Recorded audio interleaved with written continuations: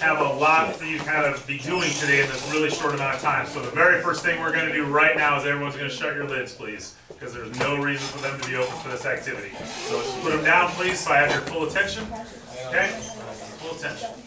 So first thing we're going to do, I just want a real short discussion with your group mates. We've been spending multiple days discussing these phylogenies, different examples of phylogenies, the characteristics that are in them. So just as a quick review, talk to your group real quick, come up with an answer, share out to the class here in a second. Phylogenies, what's their purpose? What do we use them for in evolutionary biology? What is their what kind of purpose they have for us? And then what kinds of things might we specifically show in a phylogeny, or you can even take it so far as what we might see in a phylogeny. So I'm going to give you like 2 minutes while I take attendance. If you could please come up with an answer, be ready to share out. It's the only conversation you need to have. What's their purpose? What kinds of things might we see in them, or do they show? Ready, go, 2 minutes. Okay. All right. This should be a review for everybody, but we've had a weekend, so I want to make sure that we're all kind of on the same page leading into our activity here today. So, phylogeny. I heard lots of things while I say attendance, and I appreciate those. So, someone that will be willing to share out to their group the purpose of a phylogeny for an evolutionary biologist. Yes, sir? To show ancestors. To show ancestry. Okay? And by ancestry, you mean? Like long evolution or... Okay, a long evolution, back through time kind of thing like that. Great. What else do they show? What is their purpose? What is their purpose? Eric. To show common ancestors and descendants. To show common ancestors. And descendants. Okay. And their descendants. Yeah. Alright, so common ancestry and descendants. What else? One really big thing that I stressed was our points over and over again about these phylogenies. Okay, so I'll throw up the first part of that word. They said their first thing you said there, to show the evolution. The evolutionary what? Traits. I forgot the other part. The evolutionary what? How about we do this? You ready? We'll go back to our video real quick. Dog, whale. Dog whale. Ancient. Whale Okay. dog. So there's common ancestor, great, but this is showing evolutionary. Variation. What's it start with? Great, let me talk with you. Here's why. What did you say phylogeny is? It's like a family. It's like a family. It's a family tree. And so what is a family? A bunch of people that are related. So evolutionary relationships. That's right. Evolutionary relationships. Correct. Okay. Good job. So it's a family tree, right? It shows the relationships of families. Okay. So I kind of drew a real quick picture there. So what kinds of things might they show? We already said that, but what might we see on them? Yes? How a dog gets to a whale. Okay, we might see at least a patterning of how a dog and a whale are related. Okay, great. What else do we see just right here? That there's two together. Say that again. That they come from a common ancestor. Okay, great. What else do we see right in here? We see a group of organisms, right? Animals, plants. I heard even Eric say earlier while I was taking attendance. Animals, plants, or maybe it was Eric somewhere over there. Animals, plants, whatever, bacteria. Okay, great. What's missing from mine? The thing under Well, they're common ancestor, but what else? What did you say? Courtney? Time, right? Over here, I definitely may want to put time on a scale to show how they're related through time, where their ancestors were in time, back in time and stuff like that. And then we did a real special phylogeny one day where we put stuff here. What were the things that we put there? Traits, right? Great, we put traits. This trait is specific to who? Whale. This trait is what? Dog and a whale. So it's Both. what kind of trait? If both of them have it. A shared trait, very good, it's a shared trait, okay? So, showing evolutionary relationships, a big giant family tree, how these things are related to each other, what ancestors they share in common, what traits they could share in common, and how time fits into this whole entire thing, right? Okay? So I told you last week that you were going to be making a big phylogeny. And so today I'm going to introduce that phylogeny. We're short on time today, so we're going to be out of here by 11:13. So I have several things I want you to do.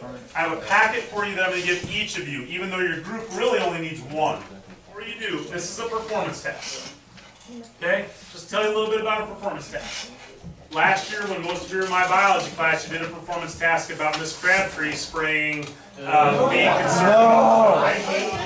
Miss Crab. Yeah, we were pretty angry about Miss Crabtree, okay, and all that stuff. The performance in that was you had to look at some documents and be able to come up with some answers. In this, you're not looking at documents, you are looking at creatures, okay? I will provide you a group of organisms that you'll be paying attention to. But the task is still the same.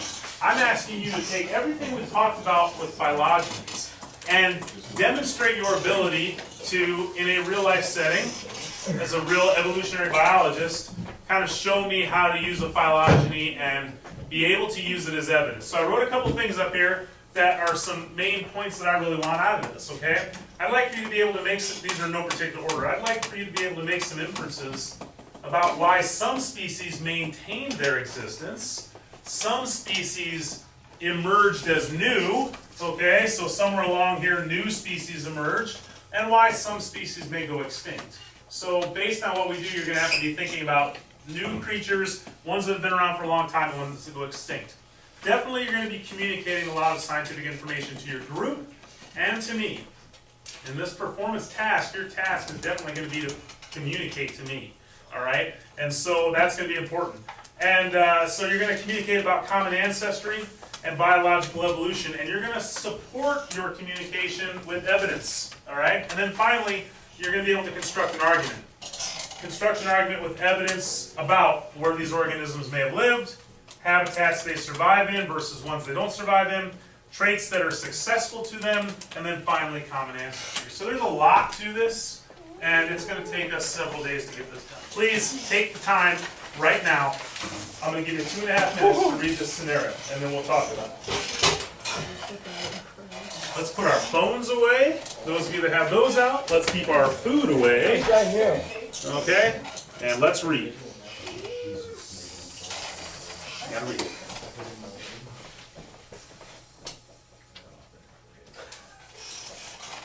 So let's start with this about the scenario. A couple questions you answer to make sure we truly understand the scenario. What is my role in the scenario? You're an expert. Right here, please, on the what?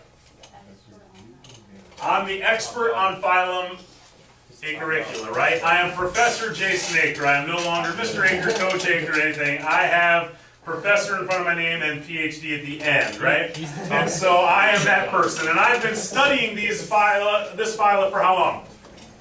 20 years, all right? I've dedicated a large majority of my life to studying these little creatures. Great. Please, somebody raise your hand. What is your role in this scenario? Eric. I'm the research team for you. You are the research team for me. Your title is what? It says in our first sentence, you are an Evolutionary biologist. You're an evolutionary biologist. Hired by me, okay? Hired by me to work on something. All right? Because we got to beat out the Chinese. Yeah, we got to beat out the Chinese. So the antagonist in this is a group of Chinese research scientists, specifically Professor Liu Kim Gao. All right, Liu Kim Gao, who is I guess he's my antagonist, my archenemy, so to speak. Okay. So a couple things in the thing there. I have a previous phylogeny that is now incorrect because Professor Gao has found an enormous amount of fossils that included a total of what looks to be, it says here something like 58 unique fossils and 14 living representatives. So the phylogeny I had is obsolete. It is going to be your job to, in the scenario, help me fix this phylogeny. Okay? Now I'm going to go ahead just real quickly. Everybody kind of understands that scenario? So you are an evolutionary biologist. You are no longer Brevin Johnson high school student. You are an evolutionary biologist. With your limited yet detailed understanding of phylogenies, you're going to put that to use. So your task. Time is of the essence. You're going to have 5 days to complete this. We have no time to be slow for the Chinese, against the Chinese here. He put together a pretty large team. Yes, there's 21 of you. Unfortunately, you're working in a group of 3. They have a group of 14, okay? So they have a little more resources than we have. You're gonna have 5 days. Some days, I will be available to share my expertise with you. Most days, you will depend on your team and the evidence provided to you to help you with your task. So some days, I will sit with your group and provide expertise. Other times, you're kind of on your own, okay? You're asked to develop a taxonomic classification and a phylogeny. So if you kind of right there bold, it's underlined, you may want to highlight that or circle with your pen. 2 things, taxonomic classification and a phylogeny. Taxonomy is naming. That will be some of the expertise I will provide to you, okay? I'm going to kind of skim over some of this. In the end, here's the important, the last paragraph down there. In the end, you must provide a phylogeny with all evolutionary relationships shown as well as the ages of the relationships. So you're going to kind of show me back through time where they connected. Your work must be neat. You're going to probably want to write in pencil. You're going to want to erase thoroughly. You're going to be drawing a lot of lines. You will get frustrated, right? And if it's in pen, you'll be starting all over. So you're really going to have to be kind of detailed about this and neat. You're presenting this information to me. And then you must have solid and appropriate reasons for your phylogeny. Evidence, right? Evidence, evidence. So we want to talk about evidence for your phylogeny. Quality and reliable evidence is necessary when showing the world how organisms are related. On the back, there's a stake involved. Why do one of these if there's no stake? If Nathan doesn't want to be an evolutionary biologist, I'm putting him in that role. He better have something to gain from it and something not. Specifically, I didn't spell out the whole stake, but let's do like this. Due to the importance of maintaining Professor Aker's reputation in this area of science, there can be no room for error. Because of that, you will be competing against other teams in this lab. So this group of ladies is competing against you, etc. Okay? You do not want to share your information with them. If you have a branch and a group of organisms off of it, and they come over and go, hey, where does 56 go? You are in competition with them, okay? All right? So you tell them wrong answer. There is only one correct answer to this task. Can I get questions on one second? You go ahead. Is this, when you say only one, does that mean There is truly only one correct answer. 2 of us have the exact same? Good. So we'll keep reading. There's only one correct answer. You cannot let Professor Gao become the expert. The group or groups that provide the correct answer with the appropriate supporting evidence for their answer will be greatly rewarded. Okay, now, grade-wise, above and beyond that, obviously, if you're correct and you have all the supporting evidence, your grade's going to be pretty stellar. Without the rubric yet, I will put on here that wrong answers with evidence will receive acceptable grades. I mean, meaning you're going to get a good grade. You have the wrong, but you can say, this is our evidence, this is what we thought. Yeah, but and then I say, do you see this little thing right here? Oh, we didn't see that. I mean, I'm not going to fail you because of that, right? It's wrong, but it's not failure. You're going to still get an acceptable grade. You're acceptable with it, right? A, B, some B plus, depending on what you do. Incorrect effort will receive a slightly lower grade based on how incorrect and the level of effort. So if you have everything incorrect and your effort was pretty low, then obviously you're there. Failure comes only from lack of effort and or lack of product. So in the end, day 5 rolls around, you have nothing, lack of effort, okay, then you're probably going to get an F on this. Please give your best. Okay, so grade-wise, also stake, you're competing. I want you to compete. I want you to come up with the best. I really want you to put some thought into this. Time is ticking.